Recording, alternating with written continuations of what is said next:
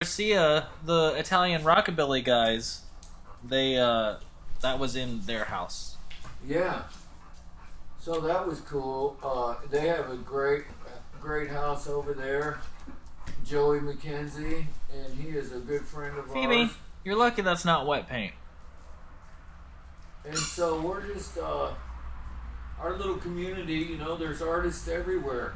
I hope I can encourage other towns to hire artists and to do murals around your town. We really helped change a lot of towns with the murals on their old buildings because a lot of people just get so sick of just seeing the same old thing. They just forget how beautiful some of these buildings are.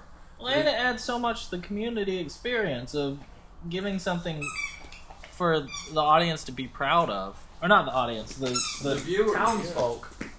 Yeah, because you go around here, Cameron and I have lived here now for most of his life, about 29 years.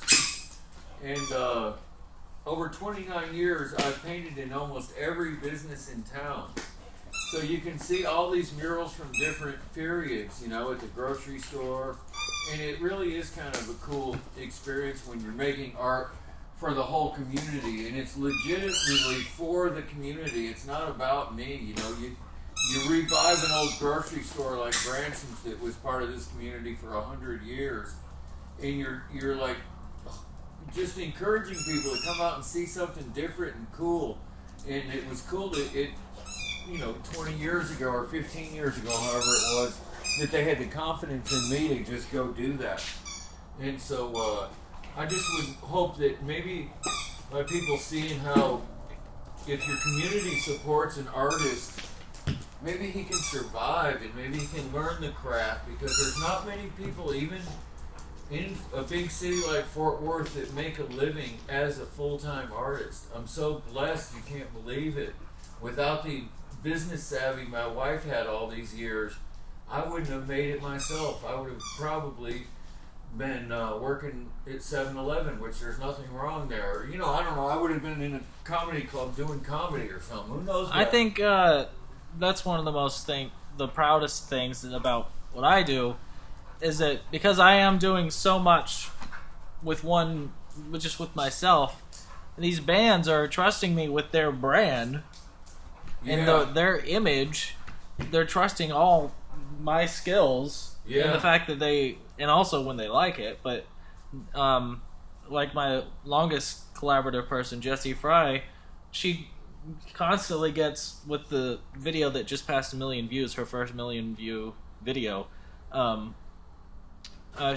She's been messaging me and saying like, man, what did you do? Like, what kind of crazy post effects did you do to get that look? It's like, no, it's all in camera, and Cam just knows how to shoot. But the idea that people trust us with the skill to be able to do this, it's real humbling. Yeah, it makes it cool though. It's a responsibility, but it is fun because they're trusting you. And I've worked on some huge projects, and you have people you really respect are looking at you, and you're like, I think we should just go this way, and they're like, okay, if that's what you think. It's just like, wow, this is cool. But it does become a responsibility the bigger the clients you get. We worked with some. It's hard not to crack under pressure sometimes. Yeah, one time I did I've told this story before, but I got a gig out in California to do this. I was like 24. This was when Deep Ellum really took off, and had done the first 10 murals. My friend Clay Austin was down Deep Ellum, but he introduced me to Deep Ellum and all the people down there. But we started doing murals down there in like 87 or something, and we really blew up. We started traveling all over the country. I got a gig in California for Universal Studios theme park, and they wanted to open up Michael Jackson, the Jackson family wanted to open up a bar out there. Tito wanted to open up a bar at the place where people could go, like a museum. Like, this is when Planet Hollywood was real popular. So they wanted me to do murals in the whole place. I'm like, holy cannoli. Cameron was like a year old, and all of a sudden I'm doing sketches for the Jackson family, and Mrs. Jackson sent me a bunch of pictures of the family and stuff to draw these sketches, and I'm like, oh my God, I can't believe this is taking off. They said, yeah, oh, they love it, man. Universal's psyched about it. You're gonna have to join the union. It got huge, but when I did the drawing, I was pretty intimidating, drawing for them. I was like, oh my God, I can't even believe I made it through it. I'll show the drawing someday. I don't remember any of this. Yeah, you were like 1 year old.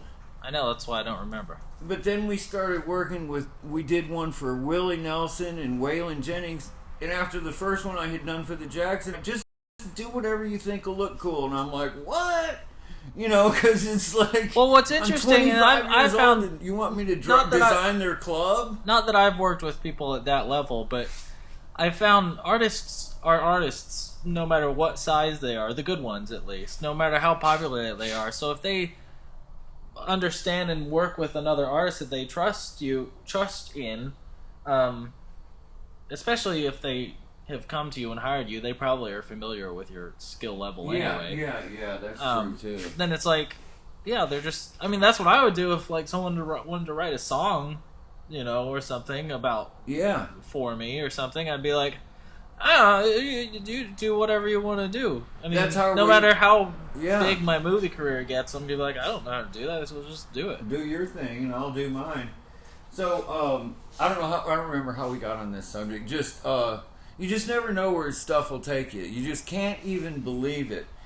We try to stay humble about it. My wife would be sick to death if she knew I was even talking about name dropping or anything like that, but I'm getting kind of old, and I thought, man, I gotta start telling people about how incredible it was that she kept me grounded and over here just painting every day, while the biggest people in the country that you see, they're on TV on Larry King one night, and then the next day they're calling you to say, hey, did you see me on Larry King last night? And you're like, yeah, I saw you on Larry King last night. Are you kidding me?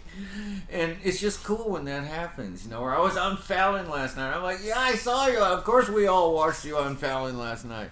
Anyway, this is just kind of fun stuff. I like to share it because we're lucky to be in a position where Cameron and I can just stay out here. The dog doesn't care. We have a great old time out here. I encourage anybody that makes art just to follow your passion or whatever it is you do.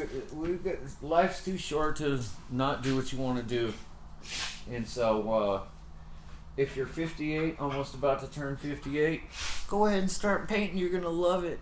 I'm telling you, there's nothing to be afraid of. There's nothing to it. Look at this. Mary Ellen Goss, thank you for tuning in. Oh, Mary Ellen. I love Mary Ellen. That's Dave Dinsel's fiance. Oh! And Mary Ellen, I don't know if I told you in person yet. Congratulations on that aspect, but I sure mean it. Congratulations. We love Dave Dinsel, my old high school Yeah, you guys friend. got to come down. Yes, y'all come down. I even considered building a cabin a couple weeks Survey ago. the land so that we can build a cabin. Oh, man. I was on this roll last week about building a couple guest houses, my little tiny houses out on my land. I just pictured my mom moving out here. I mean, I don't know if that sounds like a good idea, but I would just love it if my mom lived in a tiny house on my property. At least he's humble enough to say, I don't know if that sounds like a good idea. Yeah, no, I mean, I sit over here most of the time just brainstorming about things, and who doesn't think it'd be great to have your mom live? She's in the prime of her life right now. It'd be cool if she could come over here and you want to talk about creative. I mean, that's how I am with a lot of big ideas that I do. I'm like, because like I'll second guess myself and I'll be like, I mean, that's cool, but that's such a big idea. Is that even possible? And then I'm like, oh, but it would be really cool, so let's try it. That's what it comes down to is, do you think you could pull it off some way, even if it's not to the full extent that you wanted to? And that's, a good artist is a humble artist, and yeah, definitely. You gotta keep yourself in check. Humble for sure, y'all. Everybody will tell you that. We all know it. It's a rule of the world, not anybody's particular rule, but you see so many people that don't stay humble, and the next thing you know, their businesses collapse because their ego got out of control. So I've learned these lessons that by the time you get to my age, I've told Cameron all of them, trying to pass them down. If you're out there in the art world trying to make it, you gotta stay humble. Please stay humble. I know I am. A lot of these stories he wasn't allowed to tell me, though, so... No. Because he didn't want to sound like he was bragging, so I'm learning a lot of these things for the first time. Or at least he might have told me, but I was too young and didn't, pay attention. Well, we love talking about it. These stories are the funnest thing. When my wife was sick with cancer, these were the great stories when her and her dad got to hang out with Jerry Lee Lewis, and he was in his divorce.